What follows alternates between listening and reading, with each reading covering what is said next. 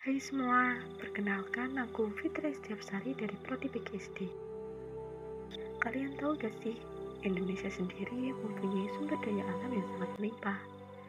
Karena terletak pada daerah tropis yang memiliki curah hujan yang cukup tinggi.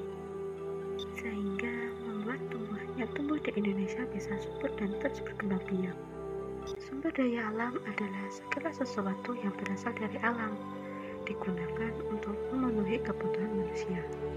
Penggunaan sumber daya alam hendaknya tidak berlebihan, karena juga harus memperhatikan faktor lingkungan serta memperhatikan keseimbangan alam yang ada.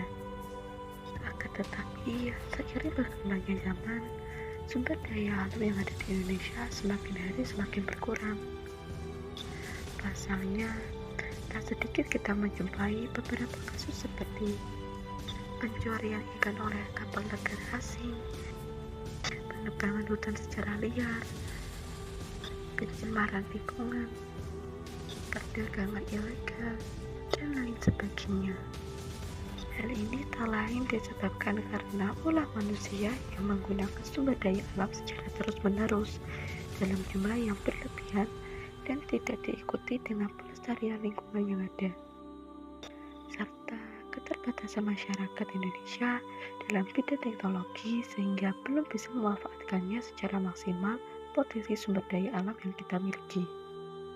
Oleh sebab itulah, kita sebagai generasi muda harus bisa mencegah kasus-kasus kurangnya sumber daya alam yang ada di Indonesia, seperti menjaga kelestarian hutan, yaitu dengan cara menanam pohon atau reboisasi, tidak menebang pohon sembarangan, dan tidak membakar lahan.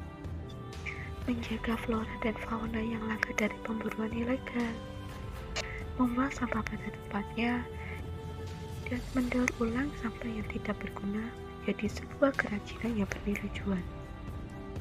Dengan langkah di atas, kita sudah turut aktif dalam menjaga sumber daya alam yang ada di Indonesia ini. Dan diharapkan untuk kedepannya, kita sebagai generasi muda lebih bisa memanfaatkan sumber daya alam yang ada, agar tidak terjadi ketidakseimbangan dalam ekosistem sumber daya alam.